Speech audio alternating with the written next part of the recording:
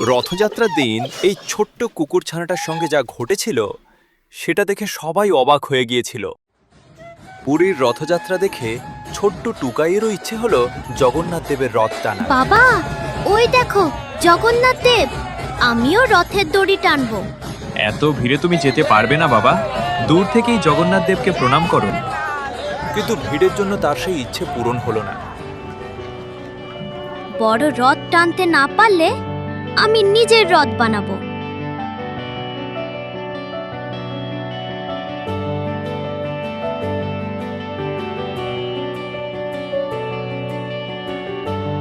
এই দেখ, আমার নিজের হাতে বানানো রথ। পিচবোর্ড দিয়ে রথ বানিয়েছে। কিন্তু সবাই তার রথ দেখে হাসলো। ঠিক তখনই শুরু হলো বৃষ্টি। টুকাইয়ের মন খারাপ হয়ে গেল। রথটা নিয়ে বাড়ি ফিরে আসে। রাস্তার এক কোণে একটি ছোট্ট কুকুরছানা বৃষ্টিতে পুরো ভিজে গেছে এবং শীতে কাঁপছে।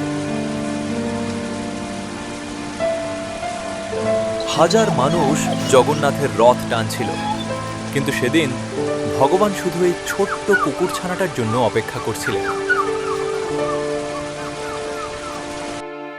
ওই দিন টুকাইয়ের ছোট রথটাই ছিল পৃথিবীর সবচেয়ে বড় রথ।